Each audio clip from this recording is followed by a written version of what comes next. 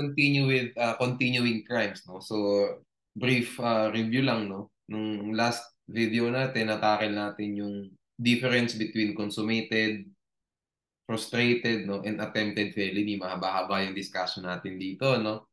And then we also compared, no, attempted felonies at saka preparatory acts, specifically conspiracy, di ba? And proposal to commit a felony. Okay? By the way, may babanggitin lang din pala ako. Hindi ko nasabi sa conspiracy last time, no? Pag nabasa niyo po ito, no, conspiracy and proposal to commit a felony, kung nababasa niyo ulit, felony. Okay? So pag tinanong kayo ng inyong professor, no, tinanong tayo, is there conspiracy under special penal laws? Does the principle of conspiracy or does the principle of proposal apply in special penal laws? The answer is no. Kasi Article 8 of the Revised Penal Code clearly provides that it must be to commit a felony. And felony is just a Revised Penal Code term. No? Ilang ulit na tayo dyan. Okay? Sige, yun lang ang gusto kong balikan dito. And then let's go na to continuing crimes. No? So for continuing crimes, it is also called as a moving or transitory crime, no? Actually, hindi ko pala na ilalagay dito, ito tatandaan nyo ha, continuing crimes, no? It's a criminal procedure concept, no? Yung pong continuing crimes, actually, hindi po yan criminal law concept. Kasi ang continuing crimes, no? It deals with the venue of the criminal action. In Tagalog, sa ano ba ipafile yung kaso? Sa Manila ba? Sa Pasay ba? Sa Taguig ba? Sa Bulacan ba? And so on. Okay? So it's actually a criminal procedure concept. Hindi siya criminal law concept. Kasi ang procedure, we're talking about where to file. Pag you talk about criminal law, what crime was committed? At yun lang naman po ang tinatanong sa inyo, essentially. Sa criminal law, dalawa lang. What crime is committed, what should be the penalty? Dalawa lang, to be imposed. Dalawa lang. What crime was committed, what should be the penalty imposed? Okay. Ang criminal procedure, maraming topics yan. Pero unang topic dyan, where should we file the action? The criminal action. So, ang continuing crime, criminal procedure concept. Pero nakalagay sa syllabus no? So, itakil na rin natin, no? Continuing crimes, no? Also called as moving, no? Or transitory crime. A continuing crime is also called as a moving or transitory crime. Why? Because the crime is consummated in one place. But by reason of the nature of the crime, the violation is deemed continuing. In Tagalog, na-consummate dito sa isang lugar, pero patuloy po ang pagbabiolate ng provision. Patuloy po ang violation ng, in this case, sabihin natin, provision under the Revised Penal Code. Hindi natatapos. Okay? The purpose of a continuing crime is to determine, ayan na nga, the proper venue of the criminal action. Hayaan nyo na iba rito, no? Yung commencement of the prescriptive period, saka, ayun pala, no? Validity of the warrant of arrest, hayaan nyo na. Hayaan nyo na yun. Okay? Venue of the criminal action lang yung tinakil ko, no? Doon muna tayo mag-focus, no? Ulitin ko ulit, ang continuing crime, criminal procedure concept. Kasi it just determines where can we file the action. Wala po tayong issue kung ano yung crime na nakomit. Walang issue about that. Okay? Yung sa commencement of the prescriptive period, ito, prescription of crime to, later on na lang natin itatakil yan. No? Sa mga latter topics na to ng crime 1 Sa extinguishment of criminal liability na yan yung death, service of sentence, amnesty, absolute pardon, prescription of crime, prescription of penalty, saka marriage of the offended party to the offender. Later on na lang. Okay? Later on na lang to, no? Basta tandaan nyo, yan, no? Bibigyan ko kayo ng example for venue of the criminal action. No? Pag kidnapping po, na-consummate ang kidnapping, probably nung dinakip yung tao. Automatic consummated na. Pero pag yung tao na yun, dinala mo from Manila to Pasay, continuing po yung crime do sa travel na yun. Diba? The travel from Manila, no? During the travel from Manila to Pasay o from Manila to Taguig, the crime was continuing. Kasi habang nakasakay po yun, habang dinakip at nakasakay sa puting van, sabihin natin, yung tao na yun, the crime of kidnapping was being committed. Although it was already consummated at that time na dinakip yung tao. No matter how long, no matter how short, no? Yung process ng pagdakip na yun, yung pagkuha dun sa tao, consummated na yan. No? Nakuha na, consummated na.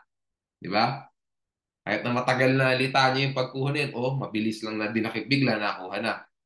Pero habang patravel po tayo to Pasay, kasi nasa Pasay yung puta, nasa Pasay hideout, continuing po. So ano ang effect nun? Pwede mo i-file yung kaso sa Manila, pwede mo i-file sa Pasay. O sabihin natin, Manila to Taguig. O bago ka magtagig, Makati ka muna, di ba? Dadaan ka pa ng Ayala. O Manila, magmamakati ka, dadaan ka ng Ayala para makapunta ka sa Taguig. O, dadaan po yung van na yon ng Manila, Makati, Taguig.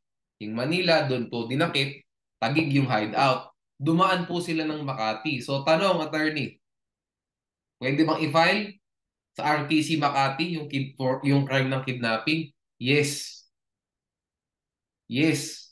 No? Kasi at that time na nasa Makati nila, the violation of the revised penal code was continuing. Di ba? The essential ingredient, di ba? One of the essential ingredients of the crime was committed in Makati. Actually, wag na nating anahin, wag na nating masyadong gawing specific kasi pag moving vehicle, may ibang rules no sa Rule 110 of the Criminal Procedure, Section 15. May ibang rule doon. Basta yun na lang. Kasi may ingredient po ng crime nung nasa Makati sila. Kasi nasa Makati sila, daki pa rin yung tao eh. Di ba? So meron pa rin kidnapping na nakocommit nung panahon na yun. So pwede i-file sa Makati. Pwede i-file sa Taguig, pwede i-file sa Manila. Bahala na yung offended party. Kung saan niya gustong i-file na fiscal yan. Saan niya gustong i-file na Office of the Prosecutor. Pwede i-file sa Manila, na OP. Pwede i-file sa Makati, pwede i-file sa Taguig. Siya na bahala doon. Okay. Pero kung gusto mo ng ano, mas, ano ba, parang mas convenient, no? Parang mas maaliwalas na government office, Makati ka talaga. Anyway, that's besides the point.